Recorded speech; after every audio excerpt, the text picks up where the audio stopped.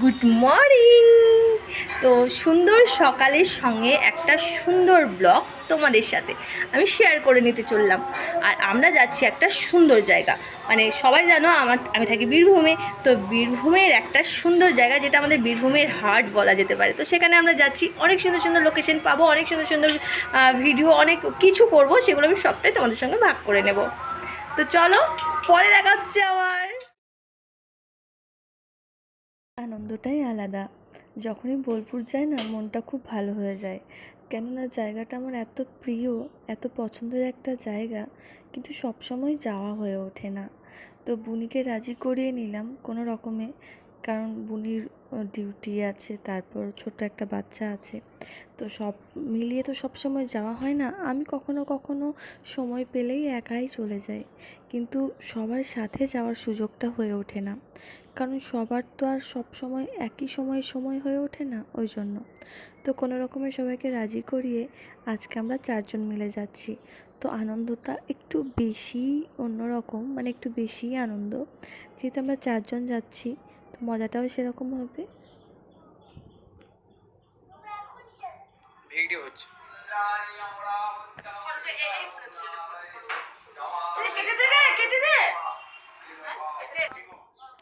তো বাবু এখনও বুঝতে পারছে না যে আমরা কোথায় যাচ্ছি। আর তোমরাও আসলে ভাবছো হয়তো যে এই ছোট্ট একটা বাচ্চা তোমাদেরকে যাওয়ার জন্য অ্যালাউ করে দিল। ব্যাপারটা আসলে তা নয়। আজকে দিনটা ছিল হরিবাসরের দিন। আমাদের গ্রামের বাড়িতে খুব ধুমধাম করে পুজো হয়। আমরা সেখানেও যাব, বোলপুর যাব। তারপর বোলপুর থেকে ফিরে এসে আমরা হরিবাসরে ফিরবো। তো কিছু ফটোশ্যুট হয়ে গেল, আমরা রেডি হয়েছি, রেডি হয়ে ফটো টটো তুললাম। কারণ বাইকে যাব, তো ফিরে আর সেরকম হয়তো ফটো তোলার এনার্জিটা থাকবে না। তো বাবুকে ছেড়ে দিচ্ছি কী করে সেটাই বলি। খুব সহজেই রাজি হয়ে গেছে, এই জন্য কি আমরা তো বিকালে সবাই মিলে বাবুলপুর যাব। তার আগেই কিন্তু মা 2 নাতিকে নিয়ে, দাদু দিদা 2 নাতিকে নিয়ে বাবুলপুরে পৌঁছে যাবে। তো সেই আনন্দে বাবুর কিন্তু কোনো ভ্রূক্ষেপ নেই যে আমরা কোথায় যাচ্ছি আর কোথায় যাচ্ছি না। ও খুব খুশি মনেই আমাদেরকে যেতে দিয়েছে। আর মা এখানে দেখছে যে যে আমরা কখন বেরোবো। তারপর মাও কিন্তু রেডি হবে একটু পর, বাবুদের নিয়ে যাবে। তো আমরা যাওয়ার আগে যেটা করে থাকি, মা তো অভ্যস্ত আমাদের, কারণ যাওয়ার আগেই রেডি টেডি হয়ে কিছু ফটোশ্যুট, আড্ডা, এগুলো তো চলতেই থাকে। আর মা আমায় বারবার বলছিল, দেখ তো আমার চুলটা কত বড় হয়েছে, একটু কি কাটতে হবে, এখন ভীষণ গরম পড়েছে, আমার না কষ্ট হচ্ছে, বারবার বলছিল। আর মাকে বলছিলাম, মা তোমার যে এত বড় বড় চুল, কত সুন্দর চুল, বাট তুমি দেখাচ্ছ আর কজনকে বলো, সেই চুলগুলো তো তুমি কোনো রকম পুটলি পাটলি করে বেঁধেই রাখো। তো আমরা চুল নিয়ে একটু মজা করছিলাম, মায়ের হেয়ার নিয়ে। তো মা বারবার বলছিল আমার হেয়ারটাকে একটু ছোটো করে দিস প্লিজ, কারণ প্রচণ্ড গরম। তো সেই জন্য বললাম, মা কিছুদিন থাক, তারপর দেখছি। তারপর এখানে বুনি রেডি হচ্ছিল, মানে রেডি হওয়ার আগে বাগলপুর, মানে আমার গ্রামের বাড়ি কী কী নিয়ে যাওয়া হবে সেগুলো মাকে গুছিয়ে দিচ্ছিলো। ততক্ষণে আমরা নিজেদের মধ্যে একটু কথা বলে নিচ্ছিলাম। সুখেন অনেক মজার মজার কথা বলছিল, মানে হাসাচ্ছিল। আর তারপর ও যোগ নিল। অ্যাকচুয়ালি কি, আমাদের বোলপুর সকালে যাওয়ার কথা ছিল মুভি দেখার জন্য, যে একটু মুভি দেখবো, রেস্টুরেন্টে খাবো দাবো, একটু মার্কেটিং করব, কারণ বোলপুর যাব আর শপিং হবে না, এটা হতেই পারে না। কারণ বোলপুর যারা গেছো তারা তো জানোই, নতুন করে বলার কিছু নেই। বোলপুর গেলে কিছু কিছু জিনিসের মানে ভাণ্ডার এত ভালো, আর সেগুলো না নিয়ে মানে ফিরতে মনই চায় না। তো যাই হোক, ছোট্টখাট্টো একটু শপিং তো হয়েই যায় যখনই বোলপুর যাই। তো সেগুলো নিয়েই গল্প হচ্ছিল, যে সুখেন মজা করছিল কে মানি ব্যাগটা কত মোটা করে নিয়েছে, কে কার কী প্ল্যান আছে কি না, আর কি একরকম কথা ছিল কি হচ্ছে। তো আমাদের রেডি হতে হতে এতটাই লেট হয়ে গেছিলো যে মুভি দেখার সময়টা পেরিয়েই গেছিলো। তো এই নিয়েই সুখেন একটু মজা করছিল। বাবাও সকাল সকাল স্নান সেরে নিয়েছে, কেননা আমাদেরকে গ্রামের বাড়ি যেতে হবে।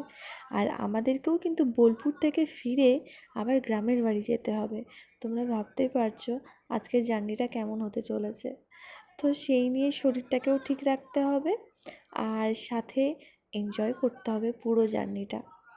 তো তোমরা ভিডিওটা স্কিপ না করে পুরো ভিডিওটা দেখতে থাকো। যতটা পারবো আমি তোমাদের সঙ্গে শেয়ার করার চেষ্টা করব আমরা বোলপুরে গিয়ে কী কী করলাম আর কখনই বা আমরা কামব্যাক করলাম, আবার কখন গ্রামের বাড়ি গেছি, পুরোটাই থাকবে আমাদের ভিডিওয়। আর আমাদের এই দর্শককে আমাদের তোমরা সবাই পরিচয় করে নাও আমাদের নতুন বাড়ির সদস্য, সেটা হচ্ছে গপু। গোপাল অ্যাকচুয়ালি নামটা দিয়েছিলাম আমি, গোপাল। তো আমরা সবাই ভালোবেসে গপু বলে ডাকি। তো আমি যেখানেই যাই, আমার ছেলে যেখানেই যায়, গপুকে সেখানেই নিয়ে যাওয়া হয়। কেননা ও একদমই একা থাকতে পারে না। বাড়িতে যে আমার বাড়িতে যে মেম্বার্স নেই তা নয়, আছে, খাবার ওকে দিতেই পারে, বাট ও থাকতে চায় না। মানে আমার ছেলে যেখানে থাকবে ও সেখানেই থাকবে, এরকম একটা অভ্যেস হয়ে গেছে। তো কোথাও যাবো আর একটু গপুকে আদর করে যাব না, সেটা তো হয় না, তাহলে ওর মুখ ভার হয়ে যায়। মানে আমরা যদি অন্যদিকে কথা বলি, ওর কথাটা যদি না শোনা হয়, এখন তো কথা বলতে শেখেনি, খুবই বাচ্চা, কিন্তু কন্টিনিউ ও মুখে আওয়াজ দিয়ে যায়, মানে কেন ওর সঙ্গে আমরা কথা বলছি না। ও কিছু একটা বোঝাতে চায় যে তোমরা আমায়ও একটু ইম্পর্টেন্স দাও, ও সেটা বোঝাতে চায়। তো ওকে ততক্ষণ মানে হাতে না নেব, ততক্ষণ কিন্তু ওর আওয়াজও বন্ধ করবে না, ও কন্টিনিউ আওয়াজ করে যাবে।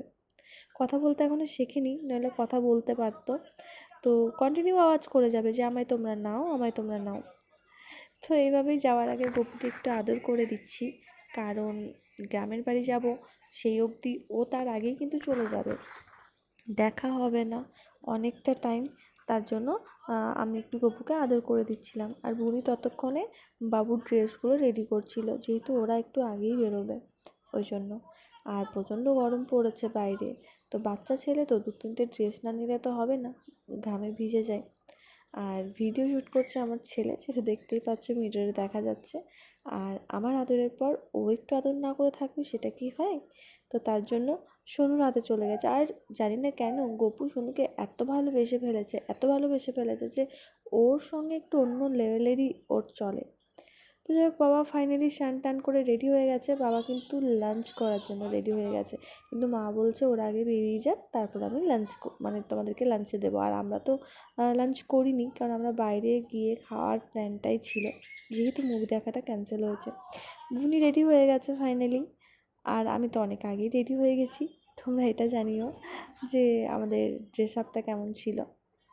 তো যাই হোক, আমি না খুব কমফর্ট ফিল করি জিন্স টপে, সিরিয়াসলি বাইরে গেলে অনেক সময় অনেক ড্রেস পরি, সালোয়ার টপস, তারপর শাড়ি, কিন্তু শাড়িতে সত্যিই খুব কষ্ট হয়। আর বাদ বাকিগুলো ঠিক আছে। ততক্ষণ বাবু দেখো নিজের মনেই পেন্টিং করে চলেছে। এই জায়গাটা বাবুর খুব ফেভারিট একটা জায়গা, যেখানে ও নিজের ইচ্ছে মতো পেন্টিং করে। আর বুনি ওই জন্য ওটা ডার্ক শেড নিয়েছে, আর কেননা চকের কালারটা খুব সুন্দর ফুটে ওঠে, ভালোও লাগে। যতদিন না বড় হচ্ছে ততদিন এই বোর্ডটা ওর থেকেই যাবে, এটা ওর কাছে কিন্তু বোর্ডের থেকে কম কিছু নয়। তো বাবুর হাত প্র্যাকটিসটা কিন্তু এই দেওয়ালেই হয়ে গেছে, এই ওয়ালটা আর পাশে একটা ওয়াল আছে, এই দুটো ওয়াল কিন্তু বাবুর মানে প্র্যাকটিসের একটা বিশেষ একটা বলা যেতে পারে। কেননা এখানটাতেই ও যত রকম প্র্যাকটিস করে, আর ততক্ষণ আমরা কিছু ফটোশ্যুট করে নিচ্ছি, কারণ এখন যতজন মানুষ ততজন ফোন, কার ফোনে কতটা সুন্দর উঠছে সেটা একটা দেখার বিষয়। ফাইনালি আমরা বেরোচ্ছি, মানে বেরোবো। বাবা রেডি হয়ে গেছে, কারণ বাবাকেও বেরোতে হবে, গ্রামের বাড়ি তো ওই জন্য বাবা রেডি হয়ে যাচ্ছে, কি আমাদেরকেও গ্রামের বাড়ি যেতে হবে। মা ভাবছে ওরা না বেরোলে ততক্ষণ তো গ্রামের বাড়ি যাওয়া যাবে না। আর বাবু দেখো কত মানে খুশি মনে আমাদের টাটা করছে, কেন না আমি সোনাইকে নিয়ে যাইনি, মানে আমার ছেলে, মানে সোনাইকে যদি আমি রেখে কোথাও যাই তাহলে বাবুর কোনো টেনশনই নেই। বাবু বুঝে গেছে যে মিমি যতই বাইরে যাক না কেন বেড়াতে, ফাইনালি ঘুরে ফিরে কিন্তু আবার আমরা একসঙ্গে হয়ে যাব। কিন্তু যখন আমি সাথে সোনুকে নিয়ে যাই, সেটা হয়তো ডক্টরের কাছে হলেও, সেটা হয়তো কিছু জিনিস নিতে গেলেও, তখন কিন্তু ওর একটা চাপা টেনশন কাজ করে, মানে টেনশন বলবো না, ও কেঁদেই ফেলে। আর সেটাও জানে তাহলে মিমি আজকে বাড়ি চলে যাচ্ছে আর ফিরছে না। তো আমার আঙুলে আজকে কেটে গেছিলো বাবুর সঙ্গে খেলা করতে গিয়ে। আর কেন জানি না বাবু অসম্ভবভাবে আমায় ভালোবাসে, মানে প্রত্যেক ছেলেরাই তার মিমিকে বা দাদাকে ভালোবাসবে, এটা স্বাভাবিক, বাট বাবু একটু বেশি, মানে একা থাকে তো বাচ্চা ছেলে, তো কোনো রকমভাবেই সোনাইকে বা আমাকে ও ওর থেকে কাছছাড়া করবে না। কিন্তু এই ক্ষেত্রে ও আমাদেরকে হাসি মুখে টাটা করলো। কেননা ওই যে বললাম সোনু আছে ওই জন্য। ফাইনালি আমরা বেরোচ্ছি। বাইরে তো প্রচণ্ড রোদ গরম, তার জন্য তো একটু প্রিপারেশন নিতেই হয়। যাচ্ছি আবার বাইকে। অ্যাকচুয়ালি কি, আমার না ফোর হুইলার থেকে বাইকে যেতে খুব ভালো লাগে। কারণ ফোর হুইলারটা আমার একদমই ভালো লাগে না, মুড অফ হয়ে যায়। কারণ ফোর হুইলারের জার্নিটা সিরিয়াসলি আমি জানি না কেন আমার একদম শ্যুট করে না। বাট বাইকে জার্নিটা আমার প্রচণ্ড রকমভাবে শ্যুট করে। হাওয়া খেতে খেতে মানছি মেকআপের 12টা বেজে যায়, হেয়ার স্টাইলের কথা তো বললামই না। কিন্তু তারপরেও আমার খুব ভালো লাগে। কেননা এই যে হাওয়া খেতে খেতে যাবো, এর মজাটা একটা অন্য লেভেলের।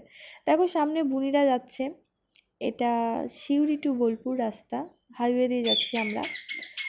বুনিরা ছিল আমার পেছনে, ওকে ক্যামেরায় নেব করে ও এগিয়ে গেল। তো ওই যে বুনি আর সুখেন যাচ্ছে।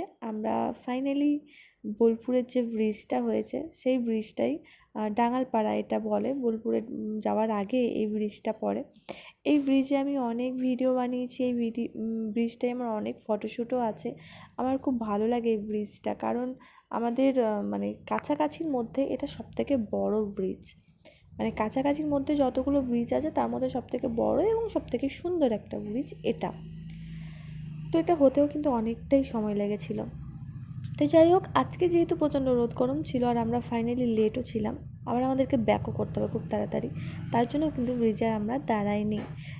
অন্যথা কী হয়, অন্য সময় বোলপুর গেলে ব্রিজে মোটামুটি দাঁড়ানো হয়েই যায়, কারণ ওখানে দাঁড়িয়ে ফটোশ্যুট করার একটা অন্য আলাদা লেভেল। আর ফটোগুলো এত সুন্দর ওঠে যে সত্যি বলার কোনো কথা রাখে না। তো আমার ফেসবুকেও কিছু ফটো আছে ব্রিজে দাঁড়িয়ে, যেগুলো অনেক অনেক অনেক সবাই পছন্দ করেছে। তো এটা দেখো, এটার জন্য আমরা একটু দাঁড়ালাম, কারণ এটার জন্য দাঁড়ালাম সেটা বলবো না। তো আমরা বাড়ি থেকে ফাইনালি বেরিয়ে গেলাম। বাড়ি থেকে বেরোনোর জন্য দেখেছো, তারপর এখানটায় আমরা বোলপুর যাচ্ছি। এটা হচ্ছে বোলপুরের মেন রোড, এটা হচ্ছে বোলপুরের মেন রোড, এটা মেন হাইওয়ে। আমরা সিউড়ি থেকে বোলপুর যাচ্ছি।